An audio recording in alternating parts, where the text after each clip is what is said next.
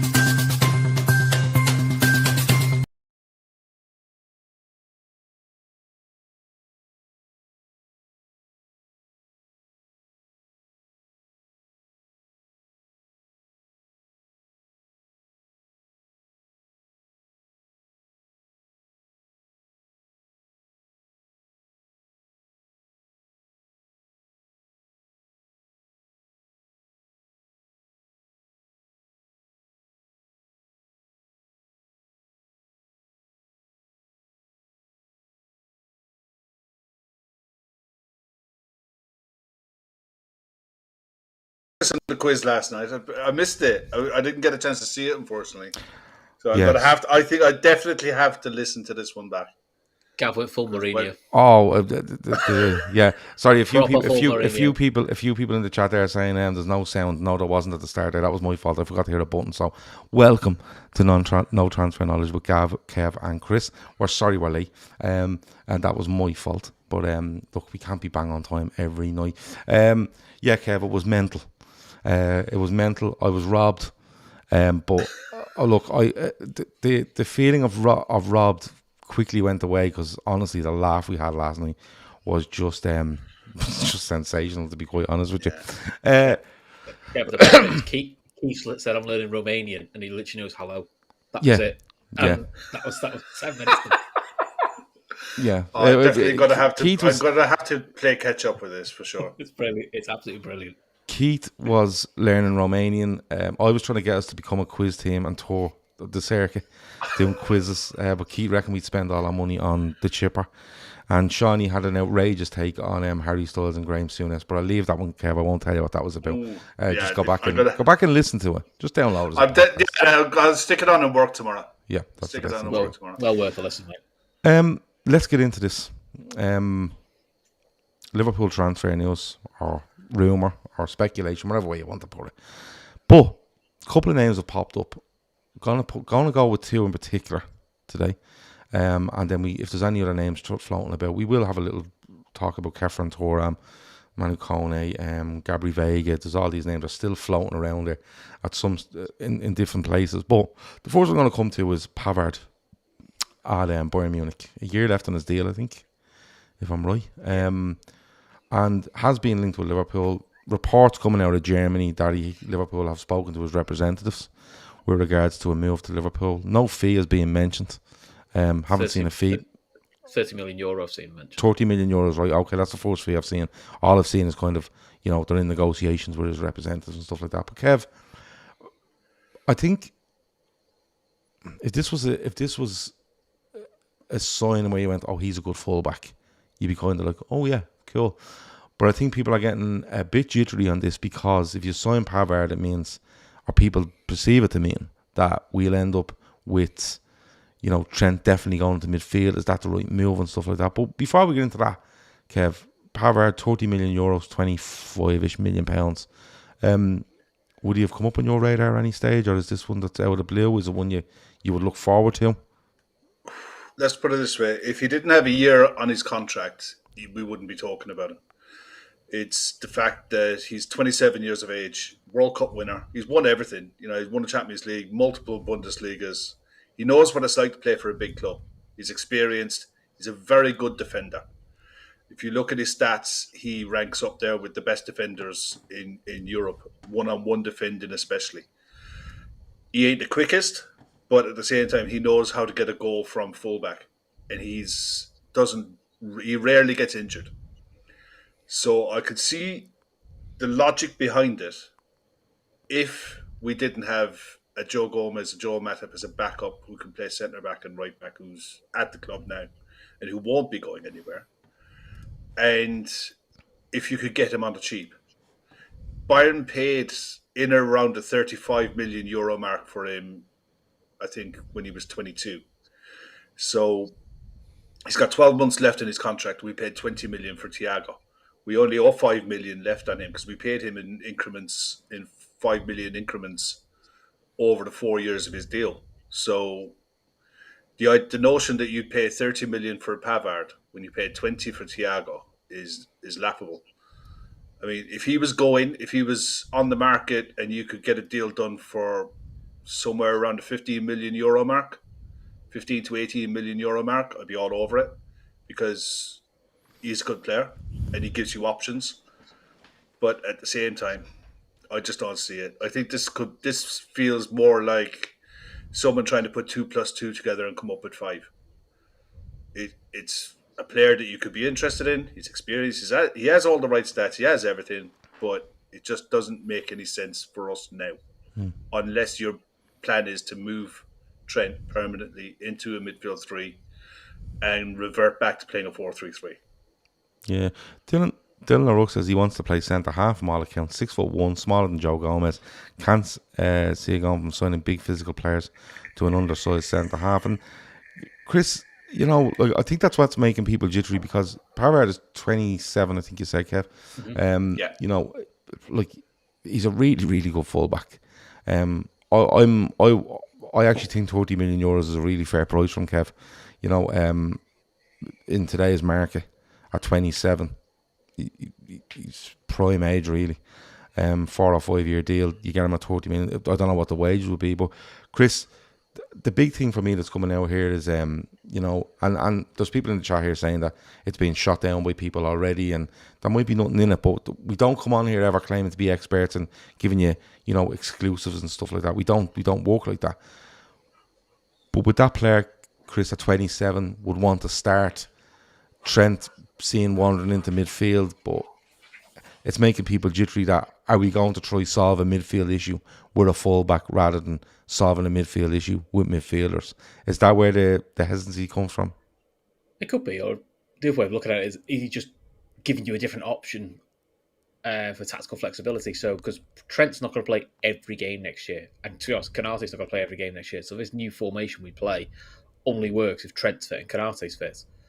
So is the option of getting someone like a Pavard, who's probably more of a Jamie Carragher style defensive fullback, and what you can do is you can still do that back 4, but what you say is in possession it becomes a back 3 where he's the right side of centre back, and you say to Simicast or to Robertson, you push up like a wing back and don't worry about being covered.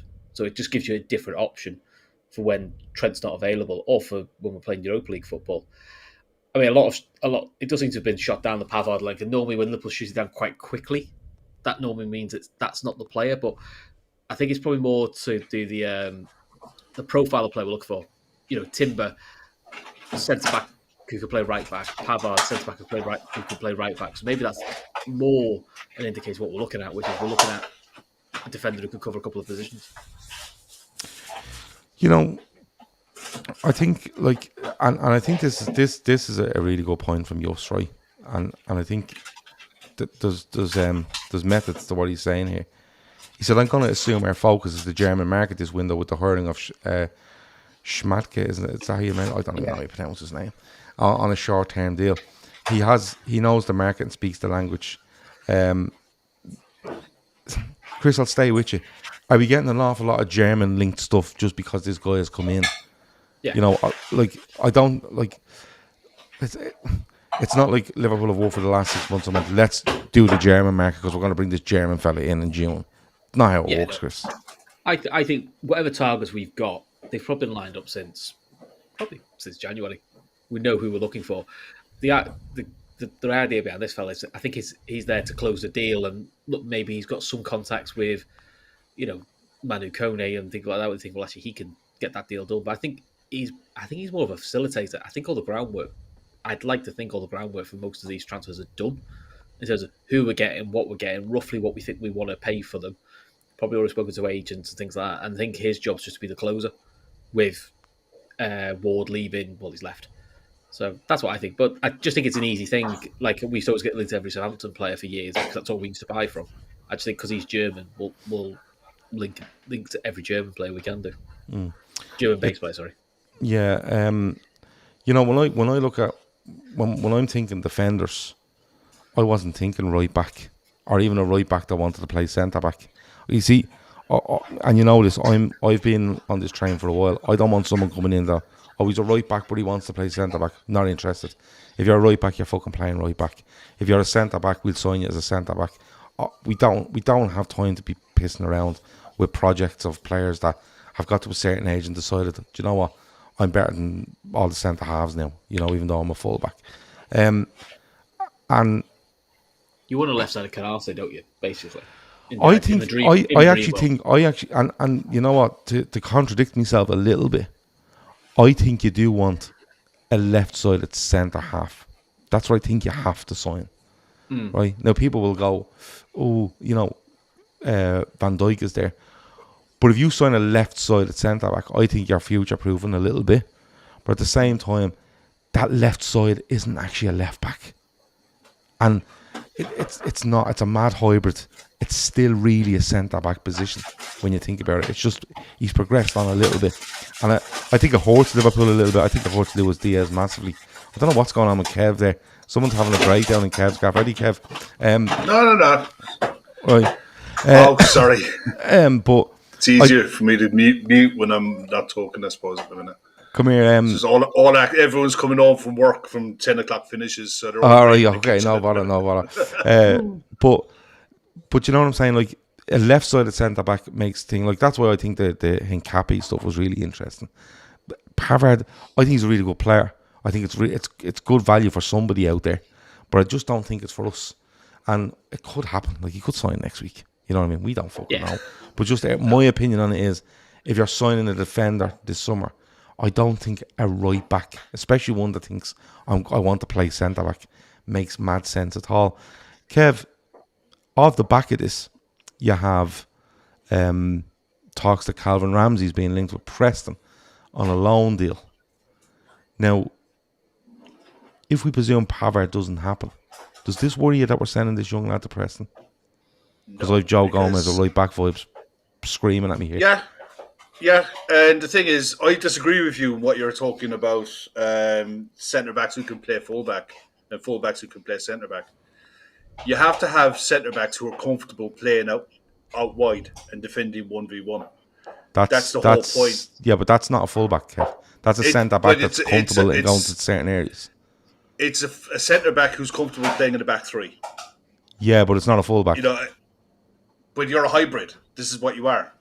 You're not a fullback who gets up and down the line. You're a fullback who covers a space while Trent goes into midfield from right back. Yeah. If you're playing with... You look at Man City when they set up. Man City set up with 4 centre-backs. They line up with 4 centre-backs.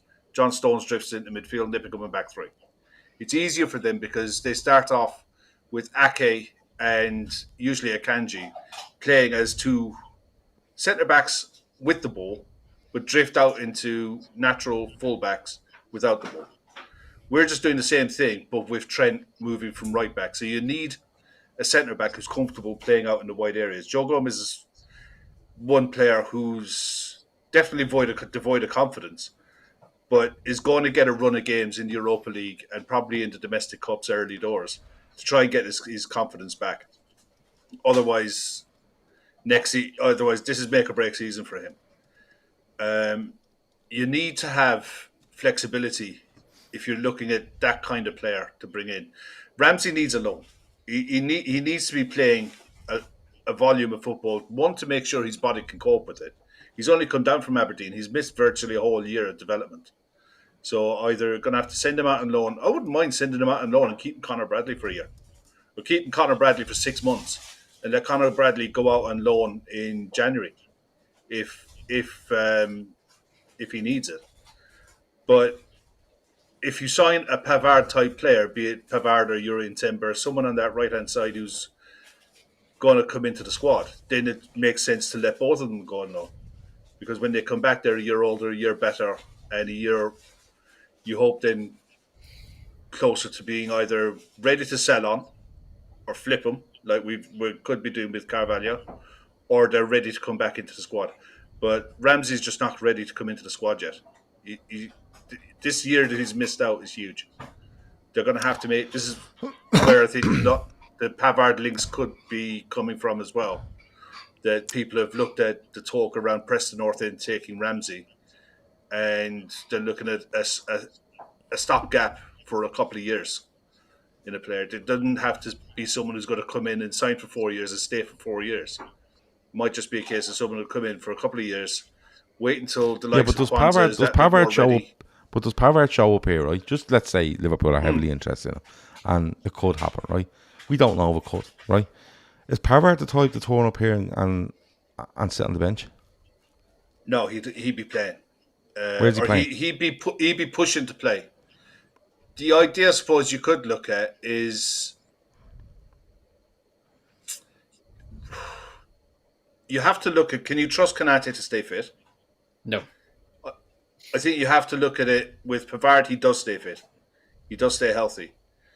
And it could be a straight slugfest between him and Konate to start a right centre-back, with Trent starting as... So are you moving on a centre-half into somewhere then?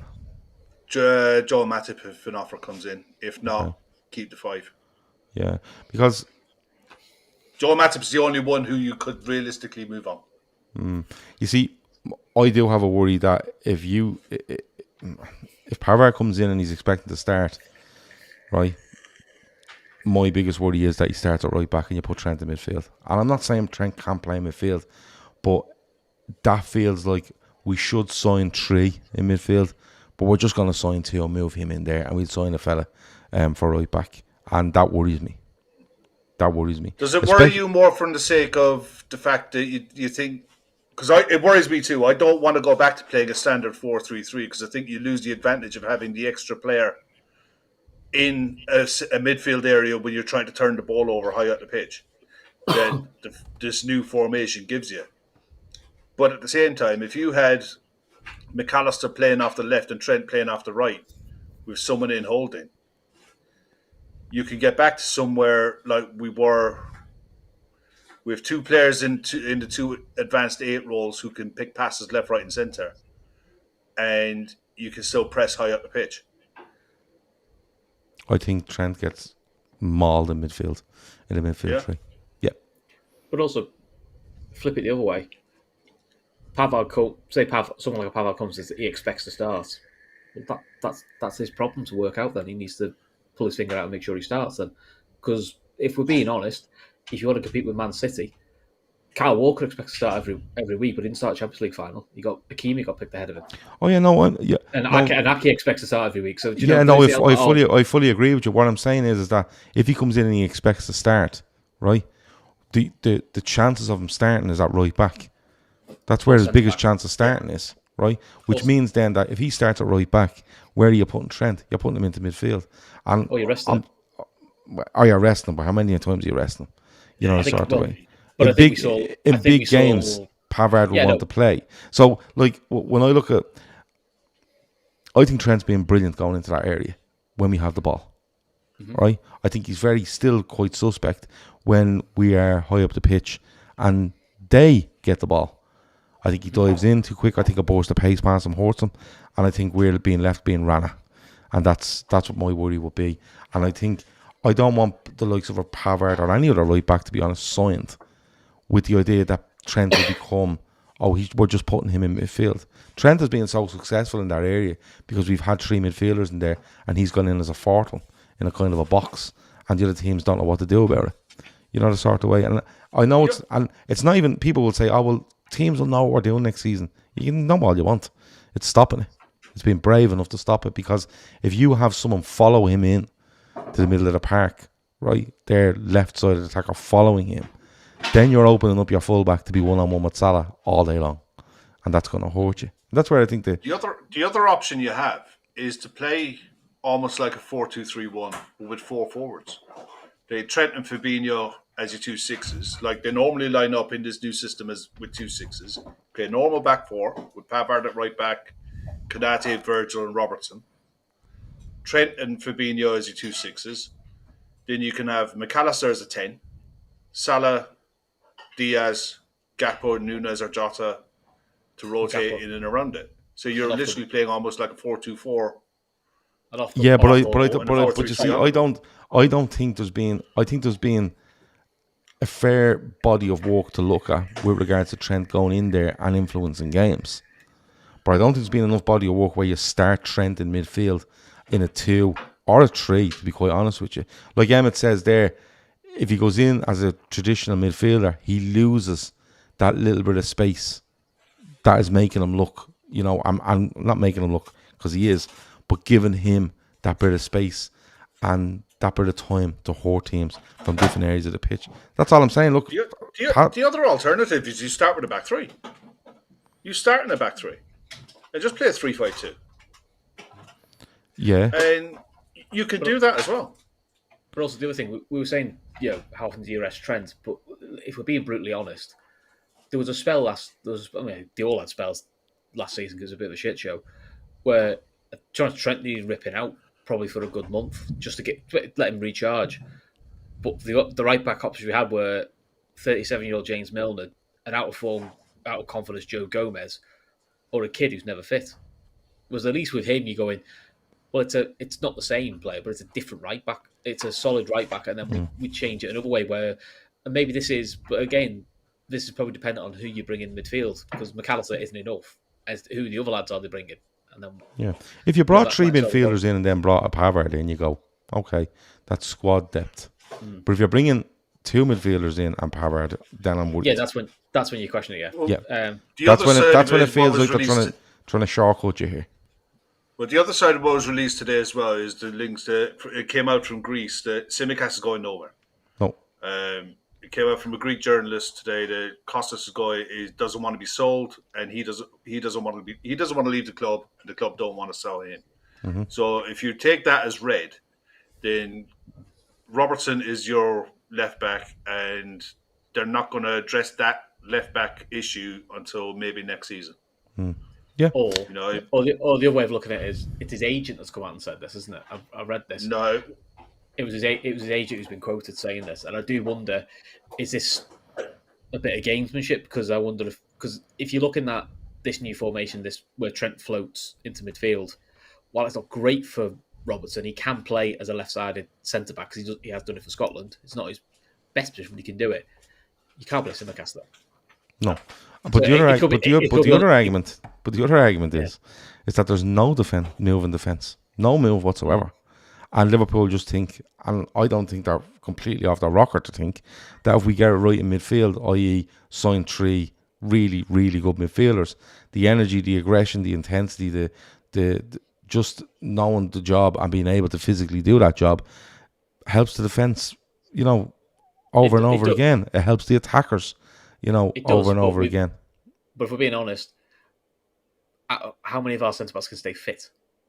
If you go through his centre-back, Konate is in and out with fitness. Matip has had another horrendous season in terms of fitness. Gomez has probably been fairly fit, but he's lacking confidence. But then maybe you do one centre half out and one centre half in.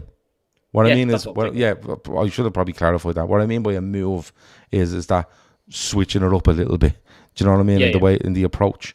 But look, we'll see. The Pavard stuff is out there. I don't know who was reporting it, but I don't believe any of them, so it doesn't really matter. The links came from Germany. It was the links came from Germany. A reporter that's close to Bayern, and he's pretty reputable. He's not some Mickey Mouse. Is it CF Bayern? It was. No, I think it was Platten something. Plattenberg or something. Yeah. It wasn't a Mickey Mouse kid in his bedroom kind of thing. It was a reputable journalist. But the thing is, like, this is going to gather more pace because all of the talk around Alexis McAllister came from South America. When you think about it, like Liverpool never opened their mouth until the job was done. And I suppose when you hear all that come out of Argentina or wherever it may have come out of, And it happens when stuff starts to come out with Germany. You think, well, they were right in Argentina. They must be right in. I think Christian Falk says Dallas and Emma Kavanagh. I think he is. Is he CF Bayern on Twitter? He might be. I don't know. I think Chris made a really good point. Actually, That's a rarity. the local Jones shut it down really quick. So, and nobody has shut anything down in any of the other links that they're basically on every platform in the world talking. Who shot it down? Neil Jones. Was it Neil Jones? Okay. All right, look, I'm just saying that for all of the options that they've had to shoot down transfers that we've been linked with, the only one that's been shut down is the Pavard one. They haven't said a word about Thuram. They haven't said a word about Kone or any of these other players that we're being linked with. But that one was shut down pretty quick. Okay. Moving on. Take it for what it was. Midfield. We're back to midfield. Hey, we love midfield. And look, just quickly on Kev and Thuram. You know, the talk is still out there. Liverpool have agreed personal terms. But that means fuck all. The clubs always agree personal terms with players. There's no problem there. You know, can we talk to your player about things? Yeah. Go ahead, but we don't know what's going to happen here. That's a bit sounds what's going on with Kev and Thuram. Manu Kone, from reports, seems to have dropped down the list a little bit. I think you might see a Ryan Gravenberch coming back into that list fairly soon. I think they're going to fluctuate. But Thuram feels like he's the I heard an interesting thing from Mo Stewart for the Anfield Wrap, and he was wondering with the Manu Kone thing, is it a bit of the game where they know the player wants to come, they know that's probably who he only really wants to come to, and Liverpool have gone to his club and said, they've gone, we want this figure, and Liverpool have gone, well, we don't want to pay that. Well, that's the figure we want, and Liverpool have gone, that's fine, then we'll go and look at our other options. We've got a load of other options we can look at. He's not the only option we've got. And it's a little bit of a game of chicken, which, to be honest, quite a lot of clubs do this. So it wouldn't surprise me if it's just a little bit of the game, which is in 3 weeks' time you hear Manu Kone signed. It was all agreed, and we've got it for a fee that we're my favourite one. My favourite one on I think it was Thuram was that Liverpool and Nice, isn't it, have had two constructive meetings in the last couple of days over Kev and Thuram, but Nice have no interest in doing the business at this time. And I'm like, well, then they're not constructive. And why the fuck are you having two? Have one. Find out what's going on, and do you know we'll have another meeting next week just to see if we change our mind. Like, why are we reading this stuff? But anyway, midfield. Leave Thuram for a while. We spoke Thuram, we spoke Manu Kone last week. One seems to be still a kind of there all the time. Kone seems to be dropping off a little bit. That's why I think you'll see other names popping in and out. But one that has popped in is James Ward-Prowse. This just boiled some piss on Twitter, doesn't it? Now, James Ward-Prowse, Southampton's captain, 28 years of age. 28. He's 29 in November. Yeah, so 29 in November. He did run the most for Southampton last season, had the most goals and the most assists, I think, as well. £52 million apparently is what Southampton are looking for. But, Chris, I'll come to you first. £52 million is outrageous to start with, right? Yeah. And second of all, we're not really looking at James Ward-Prowse as one of the three you want to bring in to absolutely up the ante in this squad, are we? I wouldn't have thought so. If we'd have done more midfielder business at last couple of summers, I'd say it was just James Milner go in and you were bringing Ward-Prowse in then, I could sort of get behind that because he goes a squad player for a squad player. He can cover a few positions. You know, he'd be to be honest, the only benefit from this year is he'd be handy in the Europa League because he would just give you an option there. But it doesn't make sense that Liverpool keep getting linked to dynamic midfielders or powerful midfielders. He's not, he's great for a kick specialist. He's a decent enough centre mid, but for £50 million, I kind of just feel there's better around. And it just doesn't. I mean, the 50 million, I think they've just dreamt that up, hoping for the best. I think that's more probably because they desperately need the money to get relegated. But listen, I think I was probably on the James Ward-Prowse train a couple of summers back where I was like, actually, he could be a handy squad player, but at 29, 50 million, not for me. It just feels a bit like we'll just link anyone to Liverpool because they're a midfielder. Kev, Yeah. No. like James Ward-Prowse probably runs more than people think. Right? He's brilliant set piece stuff. You know, gets goals, penalties. I think he takes the penalties, free kicks anyway. But I just don't see, putting the transfer fee aside, right? I don't see James Ward-Prowse coming in. He'd nearly be coming in as like an impact sub in midfield when you need a good corner or a good free. Other than that, I've watched him live against Liverpool and he might do loads of running, but he always feels like he's in the middle of the park, you know, and just sitting in a certain position and neat and tidy. You know what? Where you are there is exactly what it is with him. You run out of things because he's just one of these players that he'll make a good living in the Premier League. He's a good, solid Premier League centre midfielder. Nothing special about him apart from his dead balls. And his dead balls, he is the best in the league, bar none, from set pieces. He is the best. He's got a really good passing range, especially short. He's very good at keeping the ball ticking over and keeping it moving, finding little pockets of space to play in. Defensively, he's atrocious. If you look at his stats, passing is brilliant. Short passing, long passing is not as good as what you'd expect for someone who's got the ability from set pieces as he's got. But it's good enough. But defensively, he's atrocious. He can be ran through. And if I wouldn't have minded, like Chris, I wouldn't have minded bringing him in if he was your one to replace Oxlade-Chamberlain. But I'll be honest, for the age that he is, and I don't think you get, for what you get out of him, you'd almost risk not having him at all and giving the minutes to Bajcetic or giving the minutes to Jones or Harvey Elliott or anyone else. Even Tyler Morton coming back into the squad. For the sake, I mean, £52 million is an outrageous fee for someone of his ability. It's classic. It's a classic thing of a club with an English midfielder. This is the price we're going to stick on at the start of the window. He's under contract till 2026, isn't he? But it doesn't. He is. It doesn't matter. The problem is there are so many better players than him that even are English that you could get for less and who offers you a better return bang for buck. Even your man at Nottingham Forest, who Nottingham Forest paid big money for, is a better player. Gibbs White. Gibbs White. Gibbs White offers you more than what Ward-Prowse would offer you. And they paid less for him, and he's younger and he's got a higher ceiling. You see, I mean, there's an English tax and then there's English highway robbery. But my whole thing on this is that, and I've said it on a couple of shows now, Liverpool need to make signings, A, but B, they need the players that are in midfield, whether that's 8 or 9 of them. If we sign 3, I think it'd be 8 or 9, wouldn't it? To find their level within that group. And what I mean by that is that I think Henderson probably goes down a rung, right? Mm-hmm.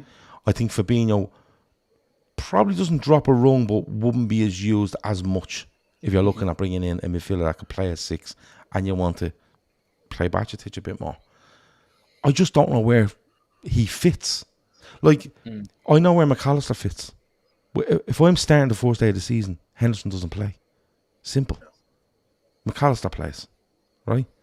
Jones probably starts, being honest, but you probably see a Thiago there, and then you if you have a new signing in or if a Thuram signed, he probably start, whatever it might be. But when you're trying to filter these 9 into starters, pushing squad, I don't think he fits. I can't see where you can make an argument for James Ward-Prowse to come in and go, do you know what, he starts most games for you. Yeah, not a chance. Not a hope in hell. If he was linked to any other club, fighting to get into the top 4, just leave that as the bare minimum. You're fighting to get into the top 4, and you're dependent on James Ward-Prowse to get you there. You'd sack your director of football straight away because he hasn't got. He wouldn't have a clue. It's a ridiculous signing for that level of fee. You're talking £52 million for what they're asking for. That's €65 million. I mean, you But put they're that never into the getting that. context of no, I know, but they can ask all they like because he's got a contract till 2026. Yeah, but And the thing is, James Ward-Prowse is going to sit there and say, "Listen, I'm going." Right. So you don't want arguably your most expensive asset to be sitting around, lulling around the championship going, "I have no interest in this." Like 52 million just doesn't make sense. No. But the thing is, it would make more sense for Southampton as a club to keep him and get back up straight away because it's far from a given that they're going to get straight back up on if they lose some of the key players that Yeah, they're but being losing the touted key to players lose. will all depend on what their contracts are. Have the relegation clauses. Most, What I mean is Southampton probably would. with wages is what I Southampton mean probably there. would. You know, the sort of way they've been in the Premier League. Jeez, they must be back. Yeah, but it's been a good while. But the thing is, with a club like Southampton, they probably would protect themselves because it was they had a couple of good years, but in general, they've been flirting with it for a while. So I'd imagine they'd have protected themselves a lot more than what a Leicester City would have. Yeah, when it comes to contracts. So yeah, I'd rather have the. I mean, listen, this is probably not a. It's probably a makey uppy link, but apparently breaking from El Nacional, are they foreign newspaper? South American. South America. Yeah, Liverpool have apparently tried to open contract talks with Valverde.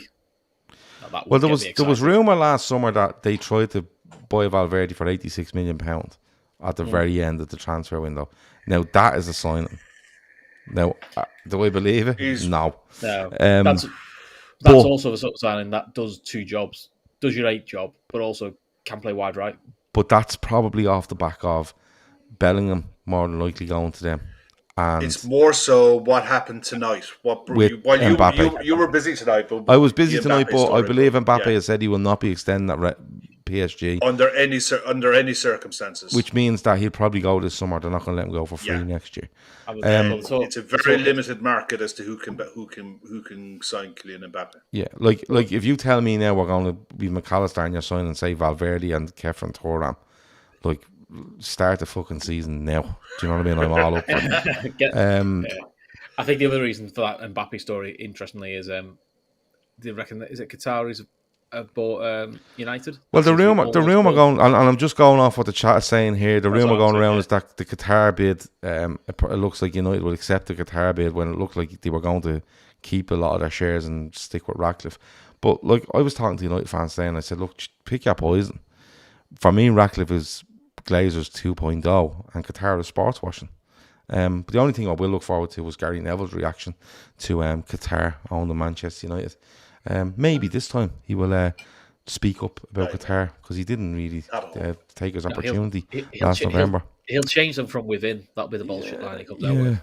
Red Chili says, I won't lie, I'm switching over to James Redmen TV live chat. I like to support him as well as the Trippers, but this chat is special, like family, especially Red Steve. And listen, there's no problem fucking off in your family. You know what I mean? No bother. But look, where are we going with this James Ward-Prowse? It just sells papers, sells clicks. Yeah, I think if Southampton are trying to engineer a bidding war for him, they needed to start their figure 20 million less and open it up to a lot more clubs. You know, I mean, if you're for example, if you're an Aston Villa, if you're a mid-table, a West Ham, with the money that they're going to be coming into with the potential Declan Rice sale, and you want to invest in 3 or 4 players, feels very Tottenham, doesn't it? Yeah, there is a market for him, but I cannot see a market for him at that fee. You know, if he was 32, even 30 million pounds, I think is extortion for even in today's market for what he offers at his age.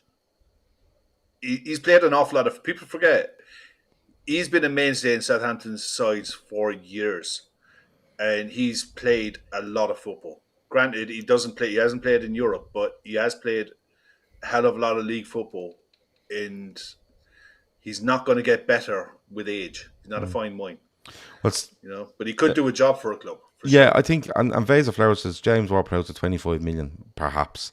But I still don't, even at 25 million, I just don't know where he fits in to a Liverpool squad. Like, if James Ward-Prowse was, he could definitely start every week for Liverpool. You go, grand. But I don't see him starting every week for Liverpool. No, And I don't see him bringing more value to if you put this in blocks of 3, I don't see him bringing more value than players 4, 5 and 6. Maybe his availability is something there. But the thing that stands out is probably his set piece prowess. And that feels a bit like, when you bring someone on in hockey just for the penalties. Do you know the sort of way? Sorry, let me see. There's a couple of things up here. Stephen Murphy says, load of BS, non-story, says Lazo. That might be over Valverde or United. I'm not too sure.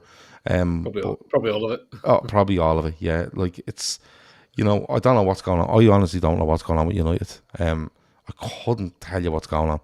I have heard that United fans aren't happy about Ratcliffe, and I can kind of see it because they're a bit the same as Glazer. But like the Qatar stuff, if you're all over that, like, listen, I can't help you. Let me see. Just a few in the chat here, right? And we finish up fairly soon because we're about 40 minutes in. We come to. Sorry, Dallas says Arsenal closing in on Rice for 100 million. That's a statement signing. Arsenal ain't messing around. Fair play to them. I don't think he's worth that, but fair play to him. And the other thing in the chat is Gerrard going to Saudi Arabia to manage.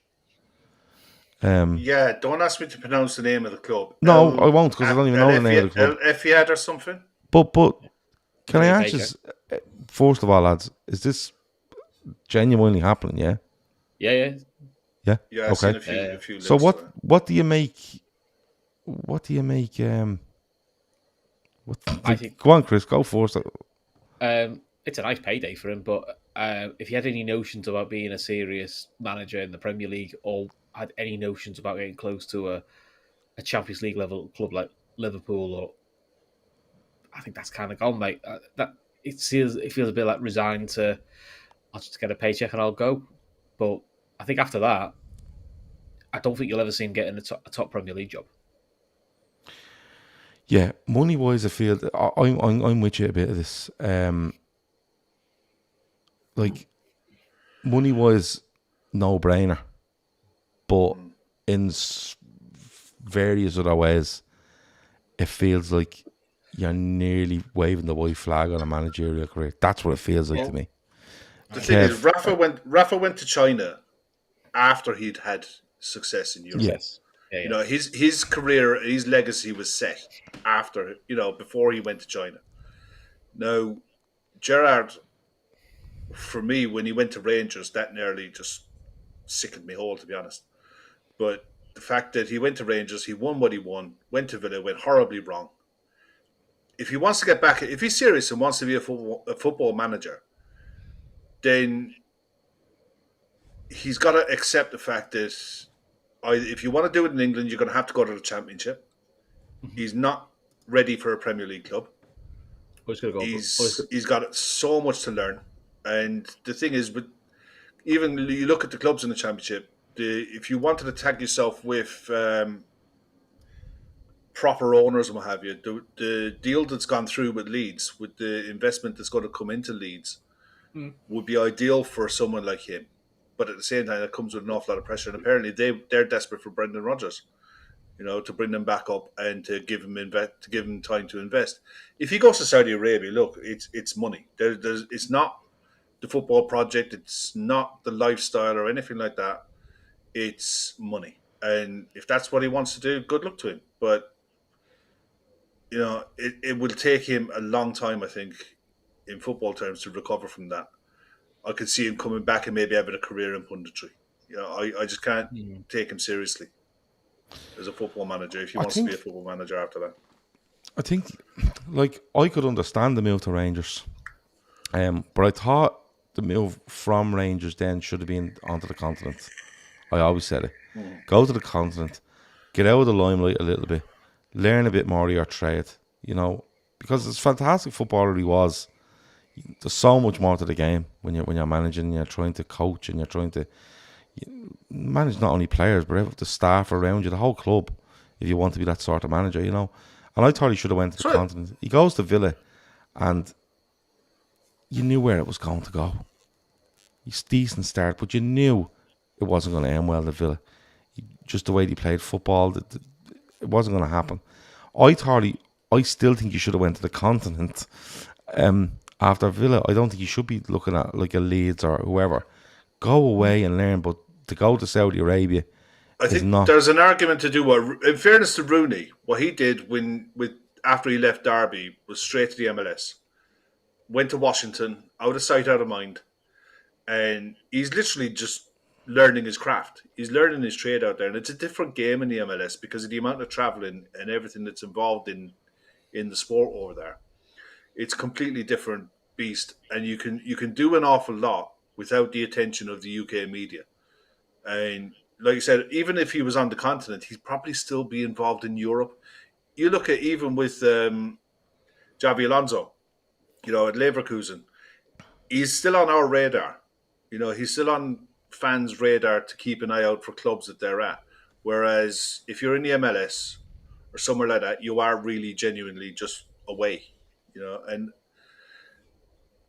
I get why they would want him. Yeah. I genuinely do, but I don't get why he would want them. I think Lazo says there, like, that Villa job absolutely rinsed Gerrard's reputation. I don't know if it rinsed his reputation because he's still a very managers fail. Still a very green manager, but I think it's how you bounce back from a failure. Yeah, and that's the choice and the choices you make. I just think you went to Villa and the Premier League too early. I think. I genuinely think he went a bit too early. What was I going to say there? Yeah, look, there's loads of people in the chat there talking about it. And I'm going to Saudi Arabia. Will more players follow? Someone was saying that Saudi Arabia being found guilty of not paying players and stuff like that. So it's all over the place. But for me, with Saudi Arabia, they look like they're trying to get this 2030 World Cup. And they're going to bring as many players in over the next, I would say, year to 18 months. Before, when does the bidding start on that? That'd be fairly soon, I would say. Fairly soon. Usually it's 8 years out. Yeah, it's usually about 6-7 years out, isn't it? So, look, that's probably what the plan is there. But, look, this is what you're going to get in football. This is the way football is going, without going too deep into it. United being linked there with Qatar, and, like, people will tell you, if Qatar went in, they wouldn't take the money out, United wouldn't have to cheat and stuff like that. That's not how it works. They'll come in and what happens is if United come in, if they come in and said, we're not taking any money out, we're going to spend it all on infrastructure in the team and got better, someone else will go and spend more, pushing them to sport, and then it just keeps going and going and going. That's how it works. You know what I mean? So, look, I don't know. I don't know. I don't know if I can see the Glazers giving away them shares, but then again, if they get a whopper $7 billion offer or something, they might just say, "Here, good luck."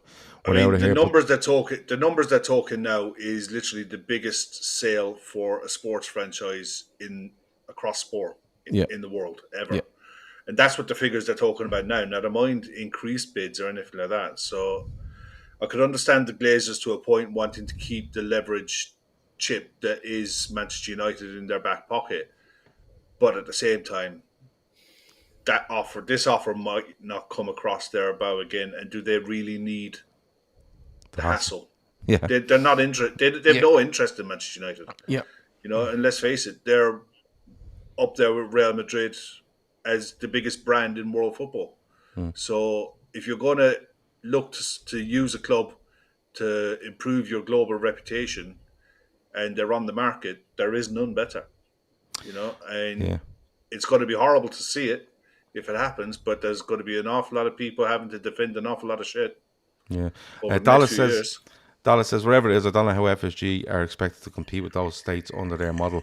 Their model is an issue, Dallas, but also the way these under clubs, any model, the way these clubs are allowed to come in and do as they do is also an issue as well. I completely understand your hesitancy or your lack of belief in the model to a certain extent at Liverpool, but this isn't only about Liverpool. This is about clubs being allowed to do what 17 other Premier League clubs had the same model. Yeah. 3 don't. But I think, but Tommy C with the quote of the night, he says all this Jack Grealish loving has to stop. Absolutely has to fucking stop. He's a bell end. And I'm absolutely with Tommy C. So well up to him. People forget, like, wasn't lockdown where he broke curfew, crashed his car, pissed allegedly. Yeah. You know, Yeah. but because he's a lad now and he's won the Champions League, it's all singing and dancing. Yeah, he's had a go at a few players. He's different things. He's a bell end. Anyway, I'm off to check Gary Neville's Twitter to see how he's going to justify this, if it is going to happen.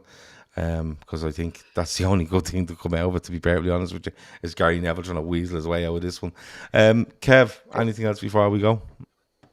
Nah, all good. It's going to be another busy week, I'd imagine, of gossip. But I mean, look, this is what the summer is. It's going to be gossip. It's going to be linked to everyone and anyone. Take it for what it is. It's a bit of a laugh. Until someone does a lean, it's nothing concrete. So just enjoy it for what it is, lads. Do we still do the lean? Under 21. Yeah, we still get the lean. No, we don't. That's being gone out with the Indians. But they should bring it back, to be perfectly honest with you. What was I going to say to you? You two are doing greatest games this week. What day is doing it? Thursday. Well, Thursday, I'd imagine. Okay, so we won't be doing anything tomorrow night. We might be on Wednesday with a bit more transfer stuff. Thursday, the lads are doing great games. So if you have any great games you want to suggest to them, get on there, look what they've picked, put it in the comments, the live chat, the comments afterwards, and they'll pick them up as they go along. They're going to do this throughout the summer. So we should be on Monday, Wednesday, Thursday, Sunday this week, unless something massive breaks. We'll bring in another show, maybe Friday, Saturday. Well, it won't be Friday. No, I hope on Friday. So if they sign 3 players on Friday, go and watch that other fella that the lads went off and watched earlier. James Redmen. Go and watch him on Friday. We won't be here. But listen, the charity, the link is in the description. Donate if you can. If you can't, share it amongst your family, your friends, your colleagues. If you want to help us out with sponsorships, there's only 4 days to go. If you want to help us out with sponsorships, or you want to send us money for prizes that we can buy and raise money, lfcdaytrippers@gmail.com. Go and do that. Thanks a million to Chris. Thanks a million to Kev. Thanks a million to everyone in the chat. Thanks to the 96 that hit like. To the rest of you, I just have no more words. That's it. Over now.